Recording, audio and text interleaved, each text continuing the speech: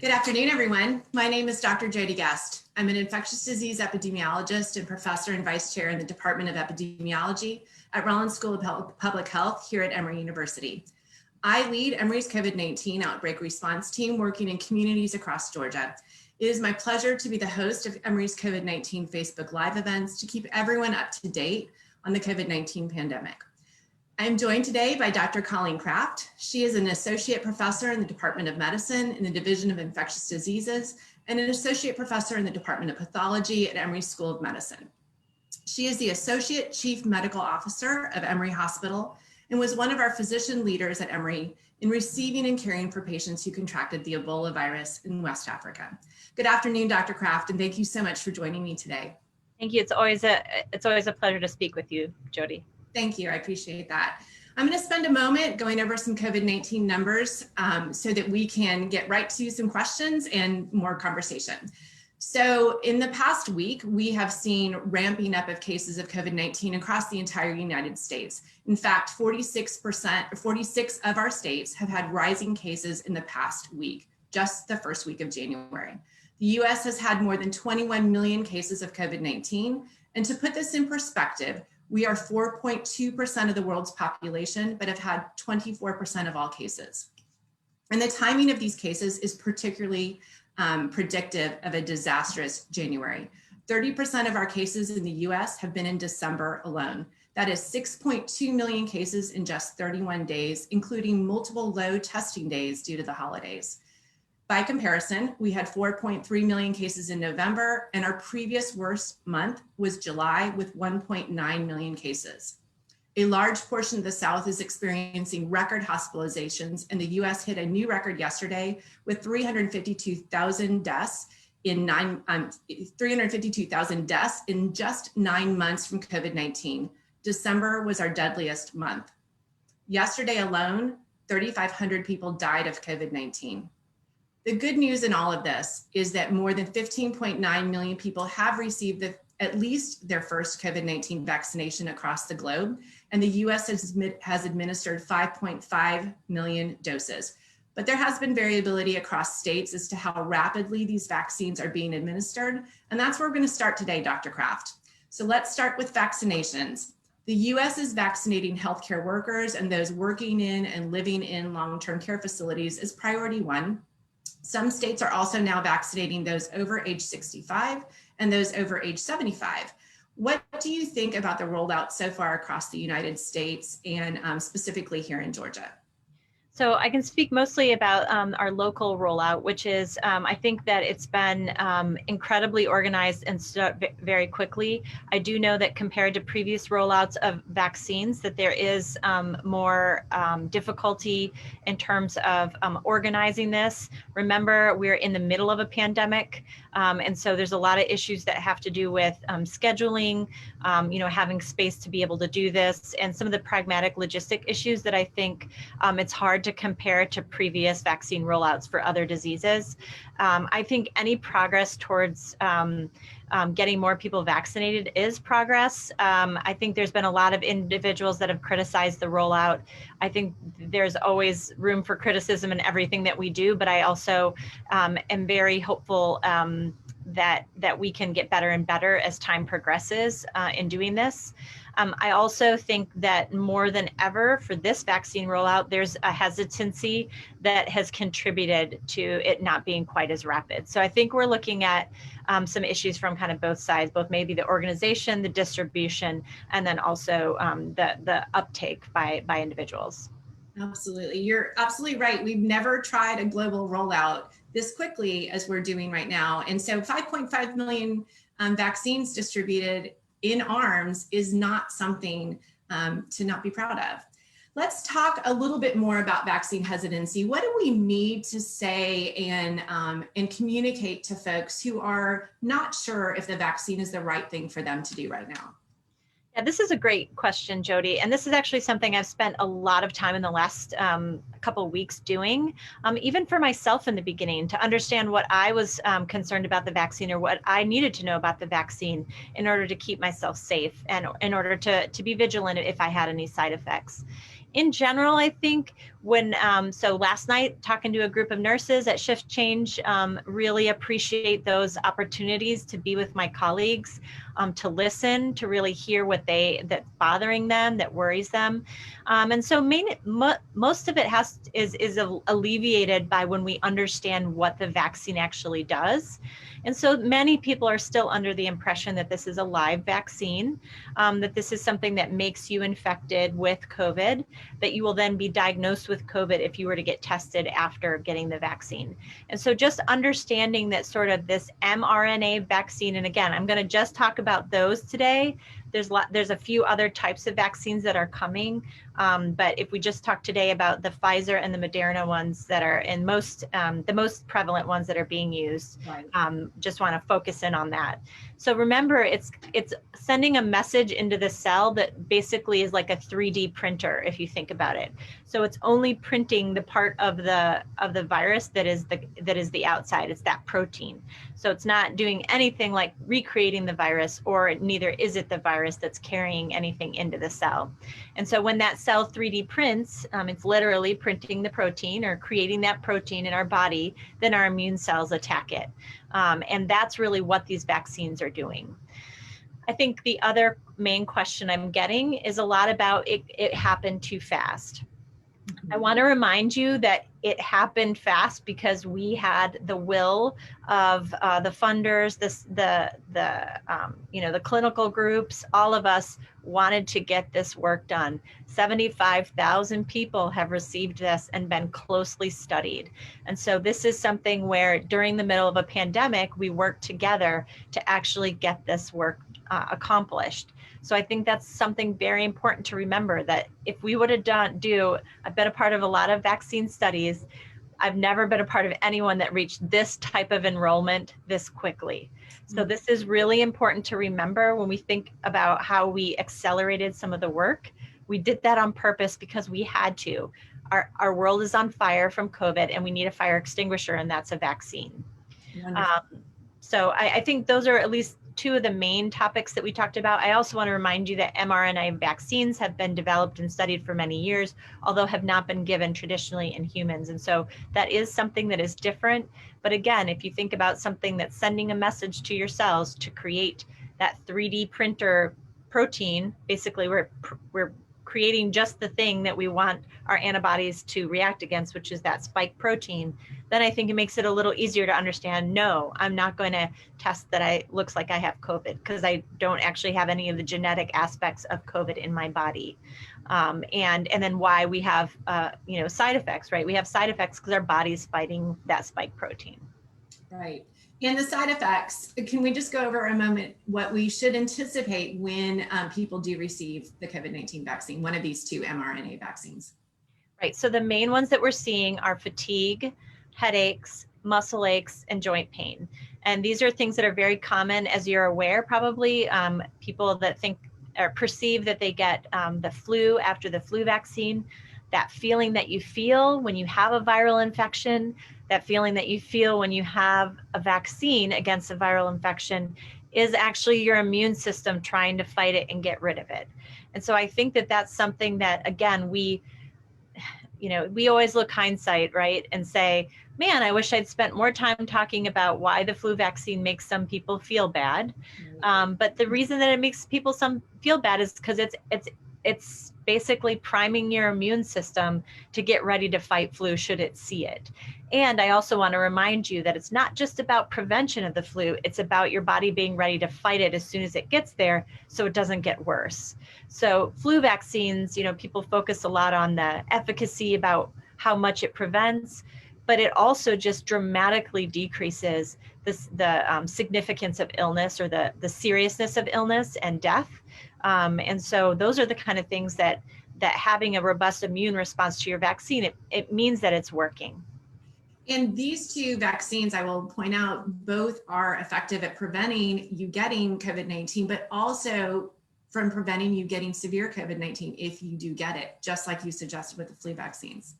Right. And I will tell you that as a physician that's been working in this hospital since January and has seen some very sad stories of young people any person, they don't need to be young or old, who die from this illness, it is really important that we try to push this back into the community and that people have mild illness against this. Anytime we have a new virus or a new disease introduced in the population, this is what we're going to see. We're going to see a lot of suffering. And so that is one of the things that comes with that COVID vaccine, is not, like you just said, is not just the elimination of transmission, but also the decrease of severity. Right. And so decreasing severity is also not personally good. It is good for our hospital systems, our healthcare providers. Let's talk for a moment what it's been like in the hospital in the past couple of weeks for you. I'll try not to weep openly maybe to this question, but it is very difficult. People are just like you who may be listening to this, which you're suffering personally. You may be isolated from your family. You may have economic struggles. Depending on if you have school-age children, there's education, your own work may be eliminated. There are so many personal and professional stresses on everybody in this country, and I want to make sure that that's heard, because this is something that truly is affecting all of us, and it's not just healthcare workers. The healthcare workers are spending long hours taking care of very sick patients. They are witnessing at times family members having to be separated from their loved ones who are in the hospital. They're having to be, the caregiver, the supporter for each other, for their patients. And, we're tired, right? So there's a shortage of all of us, and we're really trying to stay strong, not get sick ourselves. But there's exhaustion and burnout. And I know that that happens to just a small group of the population that get COVID, that end up in the hospital. But when you're living that every day, you begin to see the world a little bit differently. When you see people not wearing masks and not being considerate about others, it feels very raw, I would say, is the best way to describe it. It's tough to watch poor decision making. And then realize that, 2 weeks from now, it may result in somebody dying in the ICU. Yes, which is a tragedy, and a tragedy that's happening every single hour across the United States. Let's move to a question about the new strains of COVID-19. Are you surprised that we're seeing some variation in this virus, and also those things that we all need to be doing to protect each other and ourselves from COVID-19, are they still going to be effective at prevention from any new strains that we might see? Yes, thank you. There's no surprise that the virus has changed. That's what viruses do. The more that they get their little genetic material in different hosts, which is sort of what we're called. I know that sounds a little impersonal, but they do, depending on what they find, they may change a little bit just because they have genomes that are more flexible than sort of our own chromosomes, for instance, or things that are made of DNA. These are made of RNA. And so it isn't a surprise that they change in their environment. Most of the time they change in a way that doesn't matter, but in this case, it's changed in a way that we think has made it more transmissible. And so what's been called the UK variant, although I will also argue that it's probably in the 50 states of the United States, it's just that we haven't looked for it by sequencing and identification, which is a little bit harder than just a regular test that we're all used to getting. But the same rules apply, which are social distancing and mask wearing at all times, and continuing to do the practices that we have asked the world to do to just try to eliminate transmission. Remember, people that you're around that are not having symptoms may indeed have COVID, and they're going to have a lot of COVID in their nose and mouth, and they can still give it to you. So all of those things should apply, and they should be even more enforced. And I also know that people are exhausted and tired of wearing masks and tired of being isolated. But, I think if we'd have done it well in the beginning, we wouldn't find ourselves in even worse shape after the holiday season. I could not agree with you more. This has been more protracted than it probably needed to have been. These numbers that we've seen since December, or including December, are these numbers that we should anticipate were based on holiday travel, or do you think this is associated with a more transmissible virus, or a combination of the two? I think it's really a combination of the two. I have no information to know that's the widely prevalent variant right now. We are doing a lot of work and research on this at Emory, but as I've just told you, it's not as easy as just detecting it. You sort of have to know what the difference is and then be able to targeted look at that. And you know, the way it was discovered initially was looking at all of the genes in that mRNA of the, or sorry, RNA of that virus, and that takes a while and also requires a lot of analysis.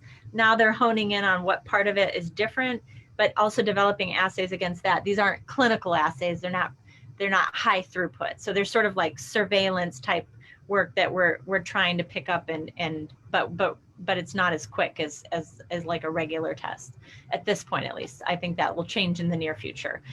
So I think that, you know,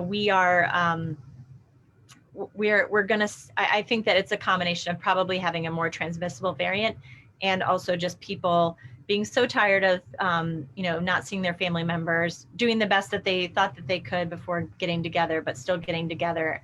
So we're seeing that huge bump. But I would say this surge is much worse than I expected. Absolutely. And a lot of people are describing it as a surge on top of a surge, which, right, I'm sure there's another word for that, but it's just devastating. Yeah, absolutely. Back to people getting vaccines, as people anticipate rolling into new phases, what sort of comorbidities should people be watching for as eligible to get the vaccine under phase 1C? So just to clarify the question a little bit, Sure. Just who should be in 1C? Yes, exactly. What comorbidities are going to count? Yeah, so I will say I'm not the total expert in this, but I think anything that makes you at risk for getting any sort of flu virus, for instance. So we think about people with chronic lung disease, we think about people with immunosuppression. But remember, COVID's been bad in people that, like, for instance, just have hypertension, or just have obesity, or just have diabetes, or just have heart disease. Like, we have seen that immune response to COVID in people that have these chronic illnesses, it sort of tips over the whole kind of person's balance, if you want to think about that, and can lead to these sort of really devastating consequences, like being in the ICU. And so I would just say that, you know, that'll be a pretty big group of people. If we think about those people that have suffered the most from COVID, will be anybody really with a chronic illness. Okay, excellent. And I'm certain that as that rolls out, there'll be more messaging about who's eligible at any given time. Great. People who have already had COVID-19, there's been a lot of it in the United States. What do we need to be clear about if you've already had it, your risk of having it again, your risk of transmitting it? Should you still be mask wearing? Let's talk about folks who've already had it. Yes. So I spent a lot of time, one of the nurses at our hospital has already had it and was talking about, you know, when her timing would be to get this. So for that nurse, and I'm thinking about her right now, that timing, that vaccine will serve as a booster for her. So she has natural antibodies, most likely from having natural infection, but she should still get a vaccine in order to prolong those antibodies, right? So we do know that after 3 to 6 months, our immunity already wanes from this. And so that's why we're seeing reports of reinfection of people, because those antibodies do go away. And so I think that, you know, it becomes a booster to keep those antibodies going, and you know, you are boosting the system. And I do recommend getting the full vaccine trial or vaccine schedule, yes, so that you can actually have full benefit from the vaccine in addition to your natural infection. And if you've had COVID-19, that is not your path to not wearing a mask as well, correct? Let me just be very clear about that. And actually, if you've had the COVID vaccine, that's not your path to not wearing a mask. Absolutely. So we do not have full understanding that you couldn't get some sort of just nasal or local infection before your body has cleared it. Let's say you are around somebody, they cough and sneeze on you, we don't know that in the first 24 hours you could not carry it to somebody else. So that's one thing, is just the scientific and acquisition of the virus we're still learning about in the setting of a vaccine. Remember, this isn't like a bloodborne pathogen, right? This is something that we get into our mucous membranes. And so there's a lot of different immune cells and immune fighting that happens that we're still trying to understand when you give somebody a systemic vaccine. And the other thing is that we really need to be aligned in the message that my mask protects you and your mask protects me. And that is still just being considerate to your neighbor. So I think during this time of divisiveness, I think compassion and kindness is really shown by wearing a mask. We should be wearing a mask so that we can keep everybody protected and we all have the same ideas. People don't know if you've had the vaccine or if you've had COVID. They just assume that you're just not wearing a mask. And I think it just adds to this perpetuation of this information that we really have a choice in this. The choices that we're making about mask wearing are resulting in deaths. And so let us all make the good choice of wearing a mask together, even if we've already had COVID, even if we've had the vaccine, or even if we're not having symptoms. All of these are still reasons to wear a mask so that our population can heal, can stop transmitting this virus. And remember, it's not just COVID you could transmit. Eventually, we're going to get into flu season. There's other things you can transmit. So wearing a mask is critical. Thank you for that. Wearing a mask also works when you're indoors as well as outdoors if you're with people who you don't live with. And that's currently also the recommendation to do that. So mask wearing, as you said, is a sign of compassion and our unity together. So if you get the vaccine, I actually know people who've gotten it. I got my first dose last night, was thrilled and privileged and honored to get it. And I had very small amounts of arm soreness. And so I took 2 Advil and it went away. A lot of people preemptively take Advil or Tylenol before they get their flu shot. Is that the sort of thing that we should consider doing for the COVID-19 vaccine? I think there's a little bit of dispute on this, like everything, right? So I think in the studies, they did not give people Advil or Tylenol. So I'm not sure that we felt that that was adequately studied.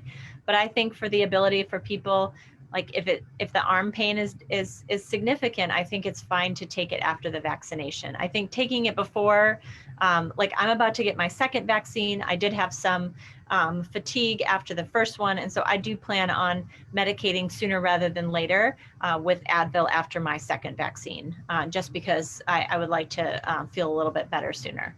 Okay, great. Thank you. But you're going to take it after your second dose. After, not before. Great. And then flu vaccine, it is still not too late for people to get their flu vaccine, correct? Absolutely not too late. And, those of us that got it really early, that were first in line, our immunity probably is less than it would have been if we got it this month. And so remember, though, if you're going to get your flu vaccine and your COVID vaccine, they need to be separated, because otherwise your body's going to be kind of working towards both of them. So my preference would be that you prioritize the COVID vaccine if you have that ability. Otherwise, if you think it's going to be another few weeks before you get your COVID vaccine, please get your flu vaccine now. If we could actually not have flu happen this year because of mask wearing and uptake of flu vaccinations, that would really be helpful to just in general mortality and morbidity in this country. Remember, people die of flu and get hospitalized for flu. So having a double pandemic would not be a good thing right now. Absolutely. And how far apart do you suggest these 2 vaccines be if people have eligibility for COVID-19 vaccine now and have not yet gotten their flu vaccine? Yeah, so it's about 2 weeks. So that's the question that we ask you if you're about to get a COVID vaccine. Have you had any other vaccines in the last 2 weeks? So get it now, I would say, and then get in line for the COVID vaccine. Excellent. Thank you for that. All right. As we wind down, these numbers have just been staggering. And what I know we keep saying mask wearing. What else do we need to be talking about that we should do to make sure that February is not worse than January, which is going to be worse than December? If I knew the answer, I have to say I might put all my money on that answer. People, it's cold. People are going inside. People are, I think there's this aspect, if I had to, from what I've experienced and what I've seen, of exhaustion of trying to be sheltering in place and trying to be isolating. And I think if we can have our New Year's resolution, it's to remind ourselves that we are an innovative and creative country. I know you miss that restaurant. I know you miss those people. Can you figure out a way that you can do those things and absolutely have no risk? So takeout, right, is still something that's available. Many restaurants have pivoted to that many, many months ago. You know, seeing friends, you know, you're going to need to be at least 6 feet away and wearing masks. If that's not as much fun, then I think try to do something Zoom. That doesn't sound that great for me either, to just be on a video with somebody. But I think we have to, it's an individual empowerment and an individual choice to do that. And what I can do in the hospital, which I can't do the moment I stand out of the hospitals, I can actually hold people accountable in the hospital. I take very seriously being a hospital administrator that I want everybody to be protected. So I don't have a problem gently reminding people, and sometimes they're not happy with me, about wearing a mask and doing the right thing. So the minute I step out of the hospital, I have to try to be even more gentle and reminding people around me, even if it's the parents of other children, about how we're going to do things. So taking a stance towards education, taking a stance towards your own knowledge is really important. Great, thank you. And we do have one last question about vaccines, about allergic reactions. And I will preface this question by saying we've never had such a microscope on a vaccine distribution system and everything that's happened. And so we've spent time talking about allergic reactions, but they're not uncommon. So can you speak a little bit more about that? Right, so most of what we have seen are not really allergic reactions. So we think about true allergic reactions; those are to the components, and those are often quite soon. But it's getting a little bit mixed up with that sort of robust immune response, I think, that people are feeling. And so, yes, I think that there's a lot more prevalence than we ever knew. And so because we're looking at it so much closer, we're finding it more frequently. Yeah, you can find things you look for, right? Yeah. And that is also for everyone's protection. That is why you're monitored for 15 minutes after you receive the vaccine, because that's the time period you would expect that in as well. Right. And I also want to say that that's a part of that whole logistics that we started talking about in the beginning, Jodie, which was, you know, you're trying to roll out something while you're keeping everybody separate. You know, if you look at the vaccinations in 1976 for swine flu, or even influenza in 1918, like some people were wearing masks, but most people were like crowded together like they're at an amusement park. And so there's a lot of differences that being in the middle of a transmitting pandemic, especially right now in a surge, that you're both trying to prevent transmission and give the vaccination and keep everybody safe. You know, it's a huge it's a different logistical problem than I think we've ever faced. I agree. We don't want our vaccine sites to be super spreader events. And so that's why you have to come with a mask on, and they do a really fantastic job of keeping you separated while you're there. But that does limit the number of people who can be there at any one time. Right. And so if your chair needs to be wiped before somebody else can sit in it, that's a staff member, that's supplies. Right. That's also, like you just said, that's why you have to have a little bit more appointments. If you, like, I go to my hair salon, they wipe everything down. I'm the only person in there. It's very structured, but that person sees less people a day. Right. So maybe that wasn't a good example, but we spent a lot of time making sure there's no transmission in my particular hair salon. Yes. Yeah, absolutely. And in vaccine sites as well. Definitely in vaccine sites. Yeah, absolutely. All right. Well, Dr. Kraft, thank you so much for being with us today and talking through these numbers. I hope that we can continue to see numbers go down. I really appreciate your very, very strong message about our connection with each other, the need to make sure we're taking care of each other. Your mask protects me, mine protects you, and that we're in this together. Yes, absolutely. And thank you for this opportunity. I always enjoy talking with you. Thank you. You as well. Have a great afternoon, everyone.